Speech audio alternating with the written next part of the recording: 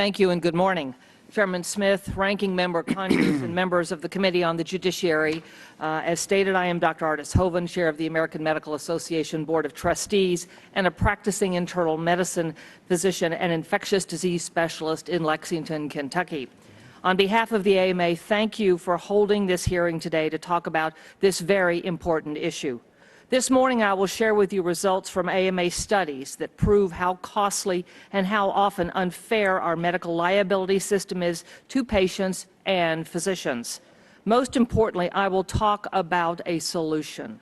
That solution is a package of medical liability reforms based on reforms that have already been proven effective in states like California, Texas, and Michigan. Our current medical liability system has become an increasingly irrational system driven by time-consuming litigation and open-ended non-economic damage awards that bring instability to the liability insurance market. It is also an extremely inefficient mechanism for compensating patients harmed by negligence, where court costs and attorney fees often consume a substantial amount of any compensation awarded to patients. Let me share with you some of the alarming statistics from an August 2010 AMA report that shows how lawsuit-driven our system has become. Nearly 61% of physicians age 55 and older have been sued. Before they reach the age of 40, more than 50% of obstetricians, gynecologists have already been sued, and 64% of medical liability claims that closed in 2009 were dropped or dismissed.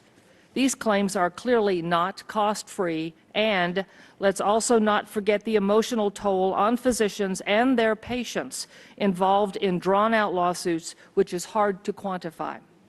Out of fear of being sued, physicians and other healthcare providers may take extra precautionary measures known as the practice of defensive medicine.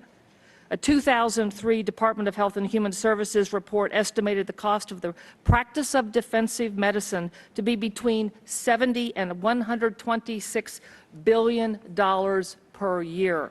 Every dollar that goes toward medical liability costs is a dollar that does not go to patients who need care, nor toward investment in physician practices, a majority of which are small businesses that create jobs that benefit local and state economies. The good news is there are proven examples of long-term reforms that have kept physicians' liability premiums stable, but more importantly have ensured and protected patients' access to health care. Back in 1974, California was experiencing many of the problems we are facing today. In response, California's legislature enacted a comprehensive package of reforms called the Medical Injury Compensation Reform Act of 1975, over 35 years ago, which is now commonly referred to as MICRA. While total medical liability premiums in the rest of the U.S. rose 945% between 1976 and 2009, the increase in California premiums was less than one-third of that, at just about 261%. Recent public polls found that a majority of Americans support reasonable limits on non-economic damages and believe that medical liability lawsuits are a primary reason for rising health care costs. We look forward to the introduction of the Health Act that mirrors California's reforms and also protects current and future medical liability reforms at the state level.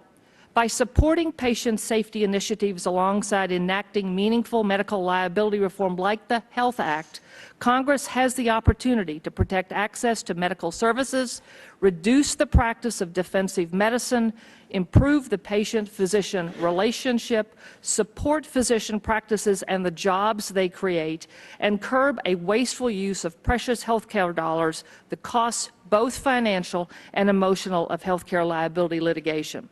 On behalf of the AMA, I would like to extend our appreciation for the leadership of the committee, and the AMA looks forward to working with you all to pass federal legislation that would bring about meaningful reforms. And thank you. And Dr.